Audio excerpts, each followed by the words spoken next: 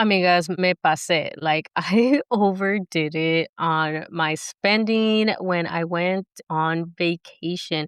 And I want to just come on here and do a quick little episode and share, like, what I spent on vacation. It's going to be rough numbers because I didn't really go in to figure out how much I spent on food because then I have to, like, go back and look at the pesos, convert them to dollars and all that. But I want to share with you like everything that went into my vacation. So that way, if you are planning to do a vacation, you kind of get an idea of what to expect and what to budget. Now, mind you, like my budget went out the window here. I was like, you know what? I'll let future Violeta worry about it. Vacation Violeta, aquí anda, swipe, swipe, swipe, swipe. And it's not a huge deal. It's just kind of like, ugh, now I got to suffer the consequences. Now I got to be more mindful of what I'm spending this next month and a half because I have to cover down the extra cost. And that is because I'm also on top of that for full transparency. I'm also still owing money from the updates to the rental property that I just purchased.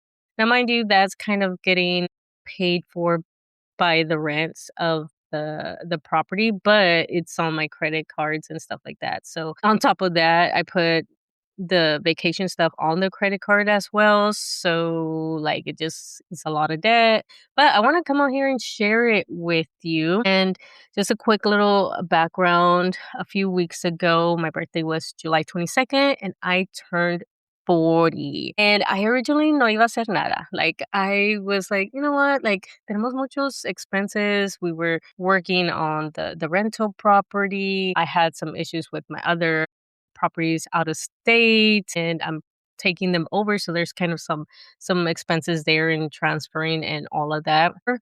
And I wasn't like, you know what, maybe we'll just do something, maybe a weekend getaway somewhere. Pero I was like, no, ¿sabes qué? I'm turning 40. Like, I need to do something. I need to do something memorable. Like, I deserve it. Like, I'm turning 40 and I really wanted to take my family with me. So we went to Mérida, Mexico. It was my mom, my sister, then my husband, my stepson, and me and my daughter. And we stayed about it ended up being 7 days or 8 days, but because we had an extra day, so that meant extra cost that I didn't plan for, but it is what it is. I'm not gonna feel guilty about, overspending on my vacation, but that is because I know I'm capable of recovering pretty quickly, right? So let's go ahead and start talking about like how much I ended up spending on this vacation. So off the bat, I had to pay for the flights, right?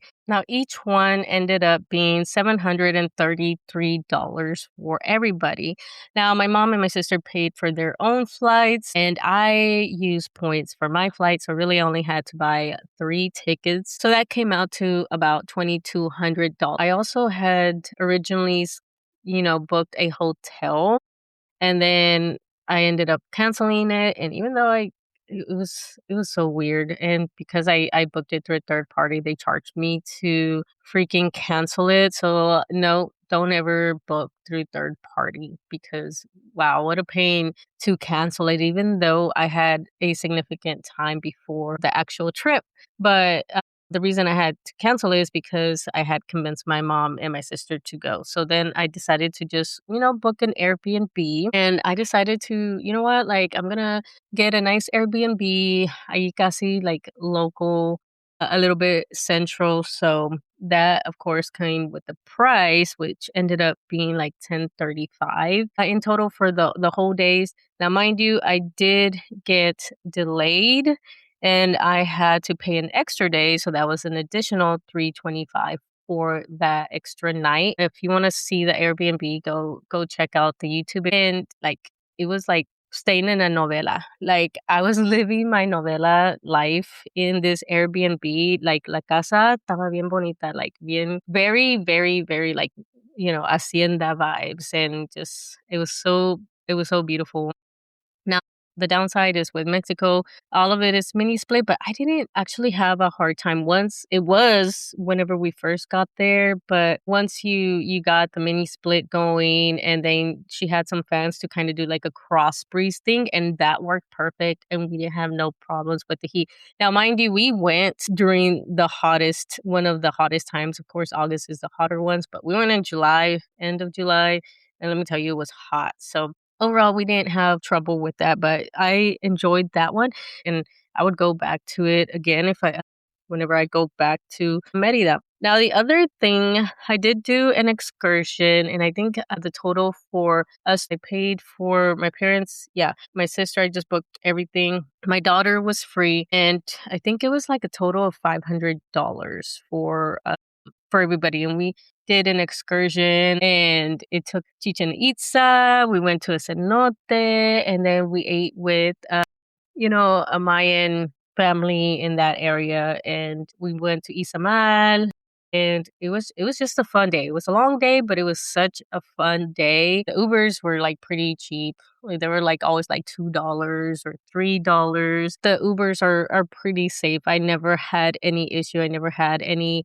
like craziness. The only craziness that I had was with a taxi from the airport. Oh, speaking of, I'll come back to that because I forgot about the taxi from the airport to the Airbnb, because that was expensive. And but the Ubers won't pick you up at the airport because the taxis kind of have like first dibs. They're not, so Ubers can drop you off, but they cannot pick you up. And I didn't know that. So when I booked an Uber, it turned out I had to walk off the airport. Luckily, the airport's small, so it's not like a big deal. It's just like, walking like 2 blocks. And but that was the only time that I was kind of like iffy. And then it turned out it was just kind of like a taxi, just making sure that our Uber didn't pick us up inside the airport boundary, because I think he was going to snitch. And so that was the only incident that was any type of craziness the whole time that we were in Merida. And when we got there, because it was so late and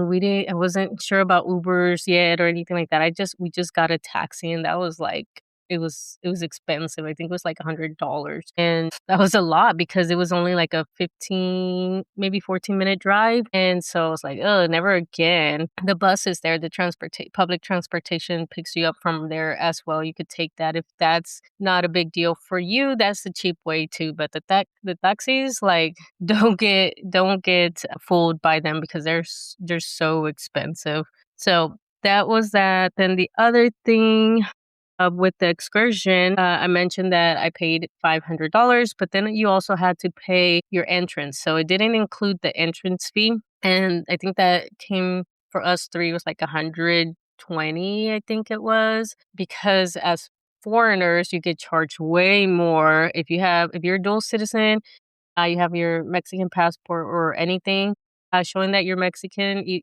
citizen or resident, then you get like half of that. The other thing, we bought some hats, and then of course the food that was there, that was another probably like 30, let's say $50, because it was like my stepson, myself, my daughter, and my husband, and we needed snacks and all that stuff. Although the the tour included like a little snack, a little sandwich and stuff. So that was good because that tied us over for a little bit. And then we also had to pay the Mayan family that we ate. So that was like 300 pesos a person. So that was like another 60 roughly. And then of course, just souvenirs. This is where I kind of like went overboard with a little bit of the spending. I spent way too much on souvenirs. Let's see, I bought myself like some earrings and some other knickknacks here. And I want to do like a little separate kind of like haul. And so I'll post that on YouTube if you want to check it out. I'll post it a few days after this goes live.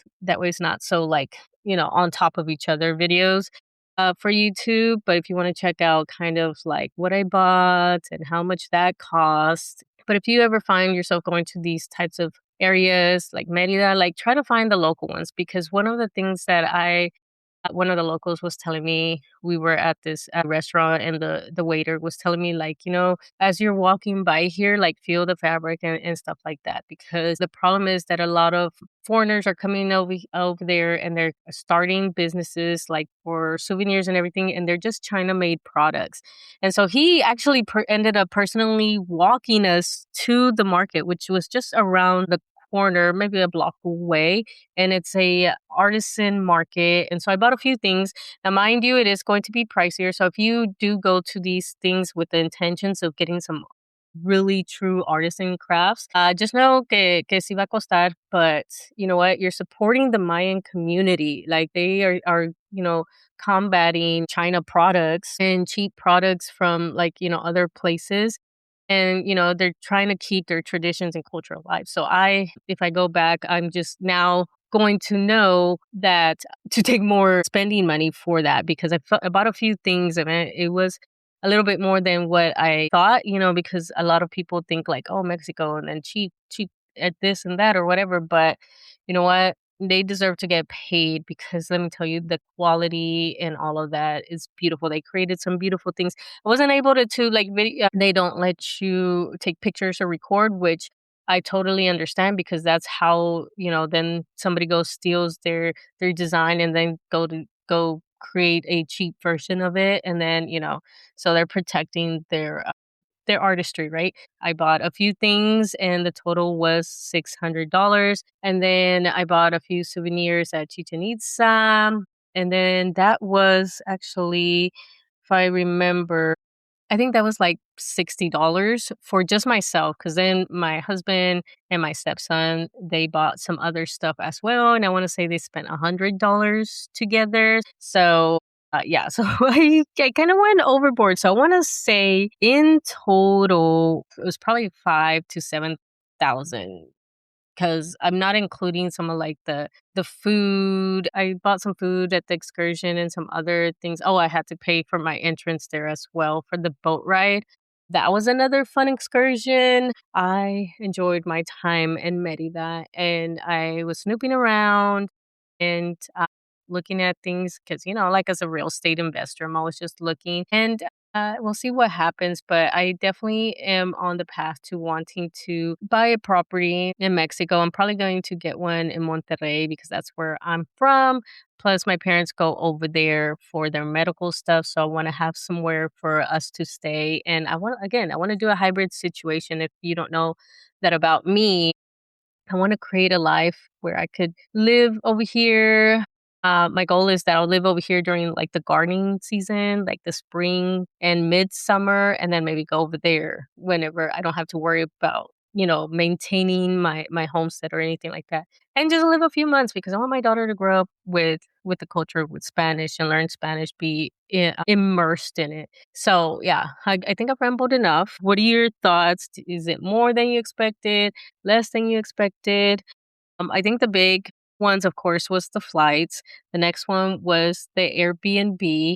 Again, I had to stay an extra night. I submitted a claim, because with my Amex, I'm supposed to have, like, travel insurance or whatever, and I had an issue where our flights got canceled. Which, okay, I'll put that on here in case for people that do not know, that if you happen to travel, like, with your parents or whatever, and they have, like, a Mexican passport.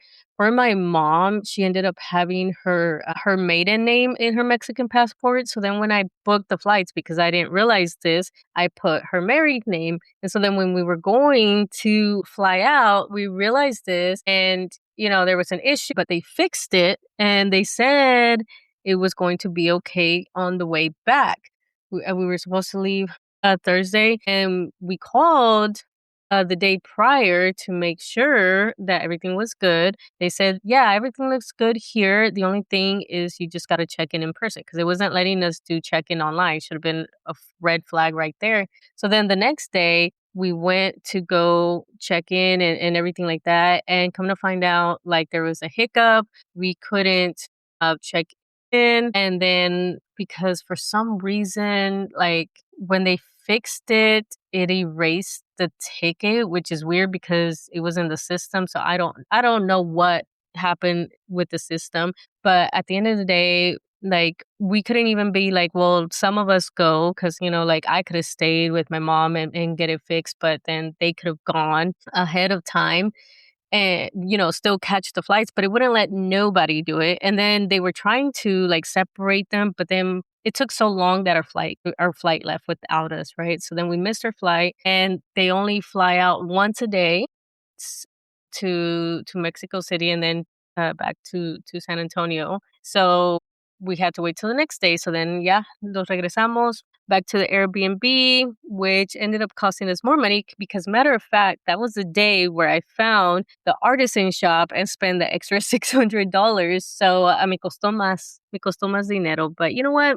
I'm not gonna be worried about it. A veces, like that's what the money is for you to enjoy life. My dad always tells me like, work hard for your money and all that, and make sure you take care of your bills and savings and all that. But don't forget that the money is there for you to enjoy, to live life and, make memories. And although I spent way more than I thought I would be spending, and then now I have to kind of like recover, the memories are staying with me. I got to spend my 40th birthday. I wish my dad would have gone, but he didn't want to leave the dog and he couldn't stay for like a whole week like we did. And matter of fact, another side note that I didn't include in this vacation, but because it might or might not apply, but it just came into my head that I did include it. I also had to pay $800 for pet sitting and plant sitting, which was kind of shared with my sister because she has two cats, so she chipped in a little bit. And then I have my two pups that weren't too potty trained yet, and then it's in the middle of the summer, so they can't be left alone outside too long. So I had to pay somebody to come and stay at the house, and then also keep my trees alive because they're not established yet, and I don't want to lose those trees. So that was another $800 that I had to pay. So on top of that, so don't forget, you got to think about the flights, of course, easy one. Your where you're staying, the hotels, the food, any excursions, souvenirs, and also any pet sitting that you may have. And, transportation around and things to do, eat food, of course. So next time I know, I will have a better budget and track my funds better. But you know what? I don't regret not one thing. It is what it is. I had fun. But yeah, that's the chisme on my vacation. And don't forget, I will release the other YouTube. It's not going to be on the podcast because obviously it's going to be a haul. So that's not going to work as a podcast episode. It's just going to be on YouTube video. And you could go go see what all I bought and the beautiful things I bought. So other than that, I will see you in the next episode. Bye. Thank you so much for listening. Don't forget to like and share this episode so others can also find this podcast. Don't forget to follow me on all my social medias listed in the show notes below, where you can also find resources to help you in your financial journey. If you're interested in becoming a guest on the podcast, you can find that information in the show notes. Other than that, thank you so much for your support, and I will see you in the next episode. Bye.